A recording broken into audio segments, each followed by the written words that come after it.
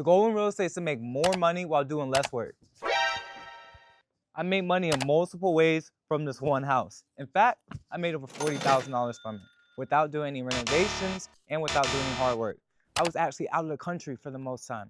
And in this video, I'm going to tell you all about how I did it and how you can do it too. So here we are in Norfolk, Virginia, where the house that we currently have, the house that I'm actually going to make over $40,000 from it. As you see this beautiful white picket fence, this house has a lot of nice updates and things like that, but that's not the purpose of this video. What I want to show y'all though is this sign right here. This sign out of the assets. This is going to be our second way of making money on the house. But our first way of making money on the house was we assigned it. We were the middleman on the deal, meaning that we got this property before it was renovated and we made money on that. Now let me show y'all some of the updates and things that have been done. So the beautiful thing about this house is interesting. It's actually a 1910 year build, so it's over 100 years old, which is actually pretty common in Norfolk, Virginia. But we got 2 living rooms right here. Now, as I mentioned, when I first got this house, it was a mess. Literally, so the situation was there was a couple that owned it and I guess they let their brother live in it or something. You know, a family situation, things like that go, especially if someone gets something for free, they don't take very good care of it. So it was like a hoarder house. Like I could barely even walk. I was scared that like rats and things were gonna be coming up. And speaking of animals, we're gonna talk about that when we go upstairs. But this is a kitchen. One of my more favorite parts about the house, spacious, stainless steel appliances, nice cabinets. But I want y'all to come with me too to this backyard. So as you can see the backyard now, you know, it's cool and all. Like it looks like a regular backyard. But when I first did my initial appointment with the seller, it was like, this is Tarzan's playground. I didn't even know this shed was there. That's how bad the backyard was because there was just so much debris, so much trees and things like that everywhere. So when the flipper renovated, they did a great job of that. Let's go to upstairs though. I want to show y'all some more things. So I want y'all to take a look at this bedroom. This looks like any other regular bedroom, right? Of course it's renovated. The carpet is all new and painting's nice like that. My heart was broke because as I mentioned, it was a hoarder house. Like there was so much stuff going on. Like literally there was feces. There was feces on the floor, human feces. And when I got to this bedroom, I saw 2 cribs in it, meaning that there were children that lived here during that time. And that really saddens me. And that's one reason why I do what I do also too, is because I don't want children growing up in that situation. I don't want people to be in a situation like that. So we'll much rather put those people in a better situation, which we were able to do by our investment strategies. Now let's go to the next room. This is the primary bedroom. See, got a walk-in closet area and then also primary bathroom. I like the shower spacing, or I like the style of the shower. This is cool, you know, nice and little aesthetic, all that. But what I really want to show y'all is this other bedroom. So this property has 4 bedrooms, 2.5 baths, about 2,300 square feet total. This bedroom right here, so there's a few things that's cool here. One is we got a little secret entrance up here, which we'll talk about in a second. What do you mean by that? This bedroom is crazy because as I mentioned earlier about rats and wildlife and animals and things like that, when I had my initial appointment, there was a snake cage here and I noticed it, but I looked in it, there was nothing in there. So I'm like, okay, whatever, like it's a hoarder house. So there's plenty of things that aren't supposed to be here that are here. But the snake cage was there. And then I remember I was out the country. Remember when this whole renovation and such was happening? One of the contractors, he texted me, he was like, hey, there's snakes here. I'm like, what do you mean there's snakes here? I didn't know there were snakes there.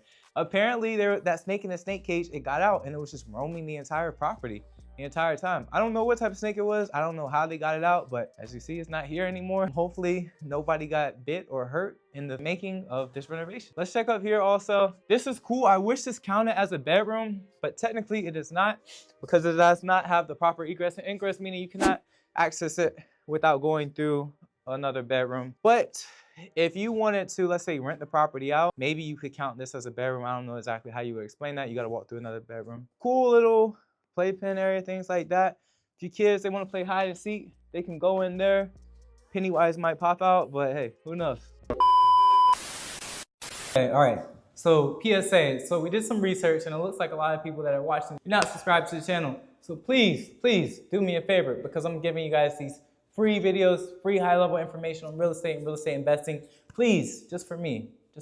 All you gotta do is click the subscribe button, just subscribe to the channel. Oh, also, just bonus, just share it with a friend who can find this helpful. Thank you. So now y'all seen the property and everything in it. Let's actually talk about the real money on it, how the money was made, and how you can do it also to yourself. So how I even found out about this property is because someone in my community, they brought it to me. They brought the deal to me. They actually wanted to purchase this property with creative finance. They wanted to make it a rental property to add to their portfolio. I was like, okay, cool. But they didn't really know how to do it, so that's why they brought me in. I was like, okay, I can help you out with that.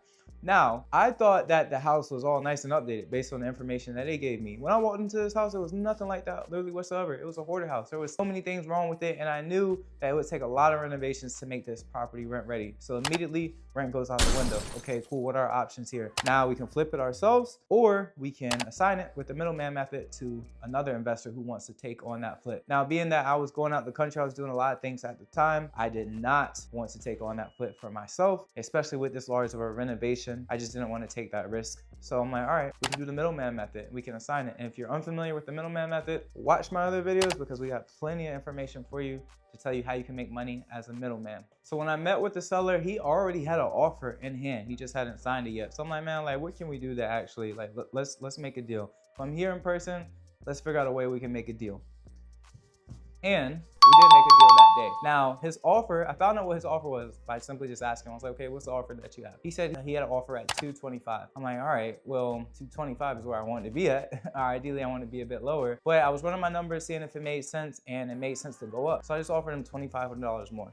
So I got him under contract, and he signed with me offering $2,500 more. I got him under contract at $227,500. Now I knew that I could have signed this deal at $280. So I pitched it out at $280. After he signed the contract with me, I started my disposition period and put the deal out at $280. I had a few people that were interested in it. So I ended up assigning it to an investor. And mind you, this whole time while I'm doing dispositions, I am not in the country. I am out the country. I'm in a whole different time zone. But because I had a sweet deal, I knew that it wasn't going to really take too much. And when you're doing the middleman, you don't need to be in the country. You don't need to be in the state. You don't need to be in the same city, to be honest with you. Hey, you want to make more money in real estate and real estate investing? Become a closer today. In Closure Society, we'll give you all the mentorship, the coaching, the training, the resources, scripts, and the deals. Yes, we will give you the deals. Partnerships and community is all found in Closure Society. So if you want to make the most money in real estate, which is what you want to do, right? Become a closer today. This is for real estate agents, real estate investors, and no, you don't need a real estate license to make money in real estate. You don't need to be in real estate full time. You don't even need to know what a real estate is to make money in real estate. And with Closure Society, we will supply you with everything. So remember, to join Closure Society, go to closuresociety.org. Follow us on Instagram also at Closure Society. Let's make the most money in real estate and let's close these deals. Closers. He reached out saying that he was interested. I ran my numbers and I was making what I wanted to make. And because I have a good relationship with this investor, I actually dropped it $20,000. So I gave it to him at $260. We signed the contract at $260. He is the one that is doing all the renovations, the rehab, and things like that. 3 months later, this is where we're at now. This property has been completely renovated, but this is the second way in which I make money. Like you all saw that nice asset sign in the yard. I put a clause in my contracts anytime I'm the middleman that states that anytime an investor buys a deal from me, that they need to use either me or an agent in my company to list their property at a full 3% commission. And that's exactly what's happened. So that's our way of making secondary money on the deal. We have this property currently listed at $390,000.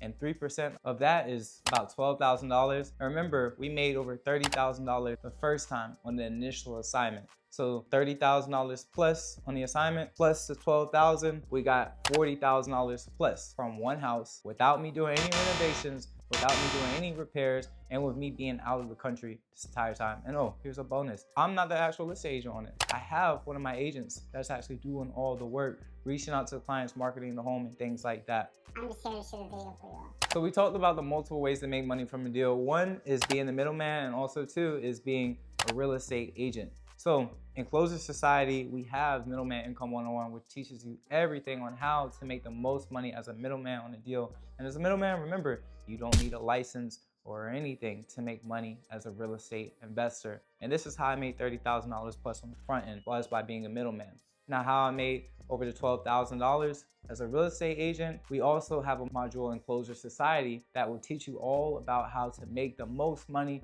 as a real estate agent. And there's so many more things also too, whether you're a real estate agent or a real estate investor. Because if you didn't know, there's only two types of people in real estate, either a real estate agent or real estate investor. If you're confused by that, in Closure Society, we tell you all about that. so you won't be confused.